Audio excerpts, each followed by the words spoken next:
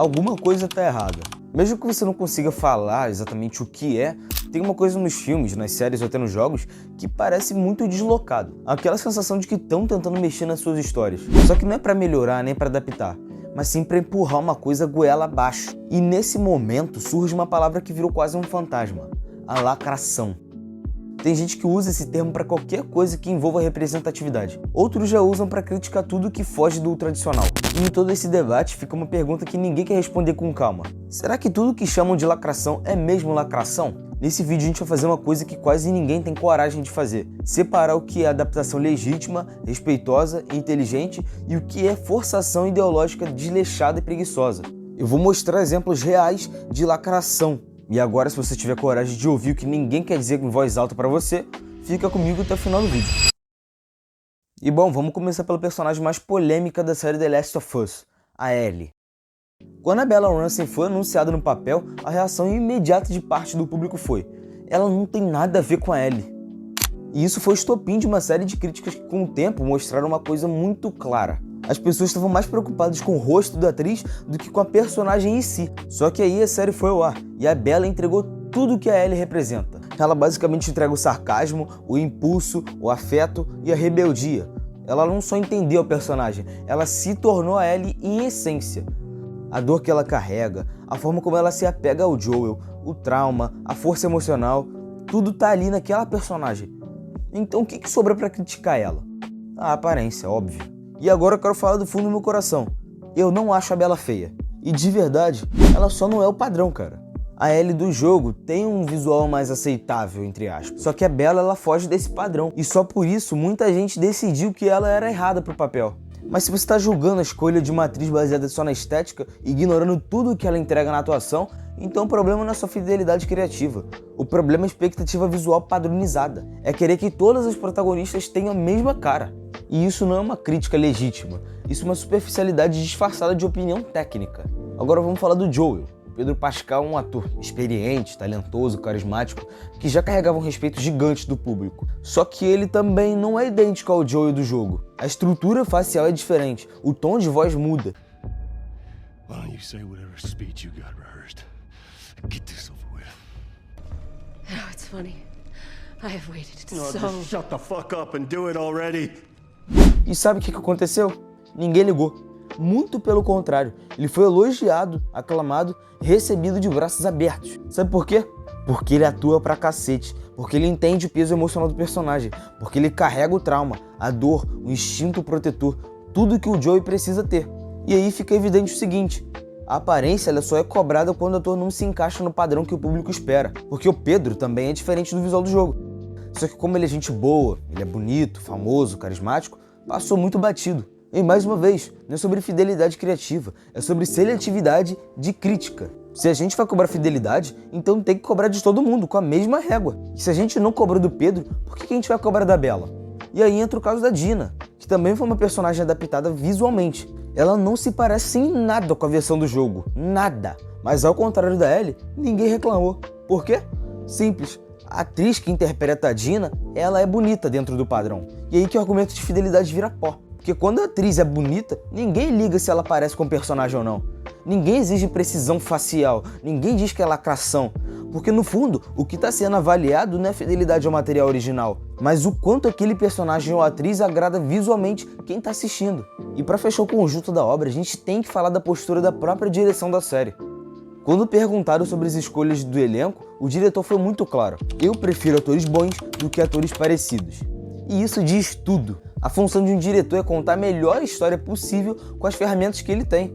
E às vezes isso significa abrir mão de uma fidelidade visual exata para garantir uma atuação que carrega a alma da história. E isso não é forçação, isso é direção artística com propósito. O público pode até não concordar com a escolha, mas precisa entender que isso não é lacração. É uma visão criativa diferente e, nesse caso, uma que deu certo. E um caso muito parecido com o que está acontecendo com The Last of Us também está acontecendo com o novo filme do Quarteto Fantástico. Você com certeza já ouviu discussão sobre a escolha do Dr. Joseph Quinn para o papel do Tocha Humana. Muitos fãs do quarteto estão divididos sobre essa escolha, principalmente em relação à aparência física do Joseph Quinn, que é bem diferente da versão clássica do Tocha Humana nos quadrinhos. Mas o que sempre definiu o Tocha, ou Johnny Storr, não foi sua cor de cabelo ou o tipo de corpo. O que define o personagem é a sua personalidade, o seu sarcasmo e o fato dele ser um dos heróis mais humanos e com falhas que a Marvel já criou. E é exatamente isso que o Joseph Quinn pode trazer para o papel, independentemente de como ele se parece com o Johnny das HQs. Ele pode ter a vibe irreverente e o espírito aventureiro que define o Tocha. E é isso que as pessoas querem ver. Eles querem ver a essência do personagem, não só o quanto ele é fiel à versão mais caricata dos quadrinhos. A adaptação ela vai muito além do visual, ela alcança a alma do personagem. Se a essência do Tocha Humana se mantém, os fãs vão perceber que a adaptação não perdeu sua essência. Até porque, como eu falei antes em The Last of Us, o que importa é o coração da história. Agora vamos falar especificamente sobre uma declaração que gerou bastante polêmica do Joseph Quinn, o ator que vai dar vida para o Tocha Humana. Ele deixou muito claro que o seu personagem não vai ser mulherengo. A reação de muitos fãs foi imediata. Isso é lacração, o Tocha Humana é o maior mulherengo, ele sempre teve essa característica. E eu sinto te desapontar, só que não.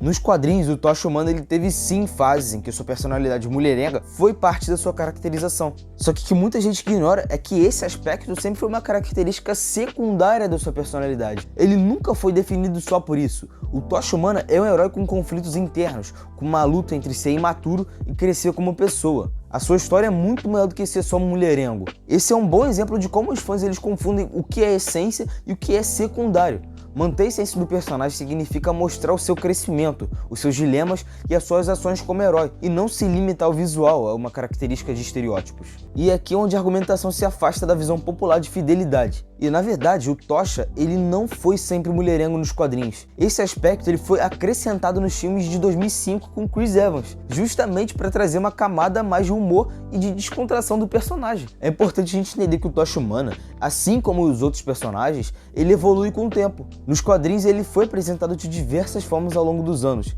e a versão mulherenga, que virou parte da sua personalidade no cinema, não é a única interpretação que existe dele. O que ele é, no fundo, é alguém tentando encontrar o seu lugar, lidando com a sua juventude e, mais importante, com o fato de ser um herói. Portanto, a adaptação de 2025 pode não destruir a essência do Tocha Humana. Ele só vai trazer um novo foco para o personagem, talvez. E isso não significa que a adaptação lacrou, ou ela se desviou de alguma coisa muito importante. Muito pelo contrário, ela está buscando explorar novas camadas do personagem, e essa liberdade criativa é parte do que mantém a história relevante. E uma das principais características do Tocha Humana, seja em uma versão mulherenga ou não, sempre foi a sua arrogância. Ele sempre teve aquele orgulho juvenil, essa arrogância é parte do charme do personagem, mas também do seu propósito de crescimento. E isso é o que importa. O novo Tocha Humana com Joseph Quinn no papel ainda deve manter essa personalidade arrogante, porque é isso que define a forma como ele interage com os outros personagens. Essa arrogância, essa confiança que beira o excesso, sempre foi uma parte fundamental do seu desenvolvimento. Mesmo quando ele começa a perceber que suas próprias falhas, ele ainda é aquele cara que vai tirar sarro de todo mundo, o que acaba tornando ele ainda mais real. E é aqui que a gente pode fazer uma conexão final com The Last of Us. O que aconteceu com The Last of Us e o que está acontecendo com o Quarteto Fantástico tem uma grande semelhança. A ideia de que uma adaptação pode mudar certos aspectos, alterar características visuais ou secundárias, sem nunca perder a essência do personagem ou da história. A série de The Last of Us foi um grande exemplo disso, e está sendo ainda. O personagem da Ellie, por exemplo, foi adaptado, mas a sua essência, a coragem, a vulnerabilidade, a resiliência, permaneceu intacta. A decisão de alterar certas características dos personagens, como a personalidade do Tocha, não significa que a essência do herói foi perdida. A arrogância, a irreverência, o espírito aventureiro continuam lá, porque isso é o que importa no fim. E é isso que a gente precisa aprender a aceitar nas adaptações. Nem tudo precisa ser igual nos quadrinhos ou na origem. Nem tudo precisa ser igual ao original para ser bom. O que realmente importa é se a essência do personagem foi mantida e se a adaptação contribui para uma história que faz sentido dentro do seu novo contexto. E bom, voltando aqui, a gente vai falar agora sobre a introdução do Capitão América Negro. Muitas reações vieram à tona, principalmente depois da transição do Sam Wilson para o manto de Capitão América nos eventos do MCU, especialmente em Falcão Soldado Invernal. O debate sobre a identidade do Capitão América tem sido amplamente discutido, mas a questão central está muito além da cor da pele do Sam. Ela está ligada à continuidade do legado do Steve Rogers, aos valores que o Capitão representa e como a mídia e a sociedade lidam com mudanças e evoluções nas histórias e personagens que a gente já ama. E um dos argumentos mais comuns que aparece nas críticas é o de que o Capitão América tem que ser branco. E esse argumento se baseia em uma visão antiquada e limitada do que os heróis podem representar, ignorando bastante o que o personagem representa em termos de valores universais. A cor da pele do Steve nunca foi o que definiu o Capitão América. A força, seu espírito, é o que fazia dele o herói que a gente ama. A mudança do Sam Wilson para o manto não é uma negação disso, é uma evolução do conceito de herói. Só que é claro, ao longo das décadas, o Capitão América se tornou um símbolo de uma América idealizada. Mas isso não significa que a essência do personagem tenha que ser restrita a uma única figura, com uma única etnia ou mesmo uma única interpretação. O que o Sam Wilson traz é uma representação moderna e relevante. E a gente não está falando de uma transformação que diminui a importância do Steve Rogers ou a história de seus feitos. A gente está falando da continuidade e da evolução do seu legado. O Sam nos quadrinhos, no MCU, foi sempre uma figura de apoio, o sidekick do Steve Rogers. Só que isso não significa que ele foi só uma sombra do Capitão. Muito pelo contrário, o Sam ele sempre foi um personagem com um grande senso de justiça. E o seu desenvolvimento nos filmes mostra que ele é muito mais do que só um ajudante do Steve. A sua amizade, o respeito mútuo entre eles, são o que tornam a transição de Sam para o Capitão tão poderosas. Quando o Steve entrega o escudo para o Sam, não é só um momento simbólico, é uma provação direta do legado do Capitão América. O Sam Wilson foi escolhido pelo Steve, o que confirma que a mudança no manto de Capitão não é uma substituição, mas sim uma continuidade natural da história que evolui ao longo do tempo. Esse momento não foi um alívio forçado ou uma tentativa de lacração, foi uma homenagem ao personagem e à relação que ele tinha com o Capitão. Nos quadrinhos, o Sam Wilson já foi o Capitão América por vários anos, muitos anos antes de ser retratado como tal no MCU. A sua trajetória no papel foi bem recebida pelos fãs, porque o personagem trouxe uma nova dinâmica para o manto. E bom, por fim, é importante a gente destacar o que a gente vê com a introdução do Sam Wilson como Capitão América é um exemplo claro de evolução de legado, e não é de lacração. Essa transição é uma maneira de mostrar que o manto do Capitão América não é só um símbolo de raça ou de um indivíduo específico, mas sim um símbolo de valores universais que podem ser assumidos por qualquer pessoa que compartilhe esses ideais. Qualquer um pode ser o Capitão América. Essa não é uma questão de forçar a lacração, mas de continuar a narrativa de um personagem que, embora tenha começado com Steve Rogers, pode agora ser interpretado por outra pessoa que carrega o mesmo espírito e compromisso com a justiça. Enfim, saindo da questão do Capitão América do Sam Wilson, vamos pro personagem Miles Morales. Só que, como acontece com muitos personagens inovadores, sempre tem um grupo de fãs que não aceita bem essas mudanças. O debate sobre o Miles é principalmente alimentado por um argumento muito comum: ele não é o verdadeiro Homem-Aranha. Isso é um rótulo que muita gente tenta calar nele, e sem realmente entender a essência de sua criação e o impacto cultural que ele gerou.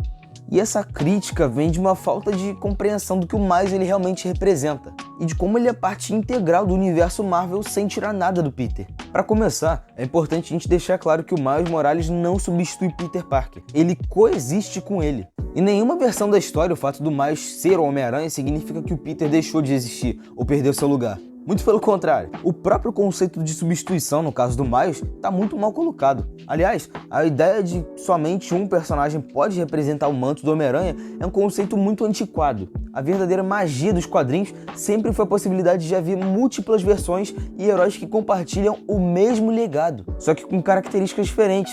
Ele não é um personagem que foi criado só para ser uma substituição ou para ocupar um espaço vago. Ele é um novo Homem-Aranha, mas com identidade própria e tem se mostrado capaz de atrair milhares de fãs. E bom, os dois personagens, o Miles e o Sam, são heróis que evoluem o legado de outros, respeitando o trabalho anterior enquanto incorporam novas dimensões para representar diversidade e inclusão. E esse argumentinho que o Miles ele não é o verdadeiro Homem-Aranha simplesmente não se sustenta quando a gente analisa o impacto cultural, a profundidade da história e o carinho que o personagem conquistou ao longo dos anos. E então, reclamar do Miles é como reclamar de qualquer outro herói que passa o manto adiante.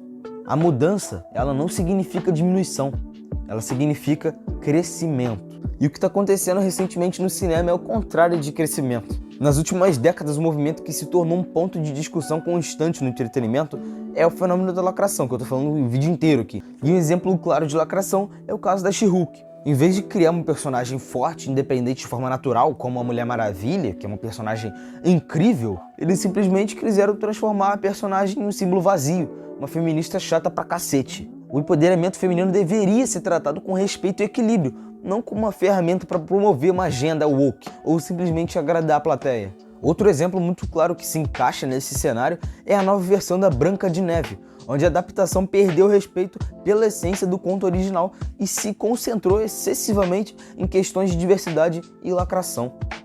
E tem vários casos da Branca de Neve desse filme, cara. Esse filme fracassou demais. A Rachel Zegler falar mal da Branca de Neve do clássico, cara, não tem como, não tem como defender isso. Esses pra mim são os maiores exemplos de que a lacração existe sim. Enfim, nem toda mudança em personagens ou histórias é só lacração. Isso acaba prejudicando a qualidade dos filmes, como a gente está vendo com os filmes de heróis. Esses filmes eles têm deixado bastante de se conectar com o público de maneira genuína e emocional. E isso é um grande problema. Mas você quer entender o que está acontecendo com esses filmes de heróis? Clica no vídeo que vai aparecer aqui agora, onde eu explico como Hollywood está trocando narrativas boas por agendas vazias e eu falo se esse gênero ainda tem salvação ou não. Então clica nesse vídeo agora, por favor. E muito obrigado por assistir até aqui, cara. Muito obrigado mesmo. E comenta aí embaixo o que você acha desse tema e também comenta ideias de vídeo que vai me ajudar muito. Tamo junto e até a próxima sexta-feira.